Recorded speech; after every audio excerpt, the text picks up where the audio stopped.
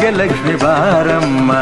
ಕಾಲಲ್ಲಿ ಕಿರುಗೆಜ್ಜೆ ಘಲು ಘಲು ಎಂದಾಗ, ಕಾಲಲ್ಲಿ ಕಿರುಗೆಜ್ಜೆ ಘಲು ಘಲು ಎಂದಾಗ, ಮನೆಯಲ್ಲಿ 100 ವೀಣೆ ನಾದವೊಮ್ಮೆ ಚಿಮ್ಮಲಿ.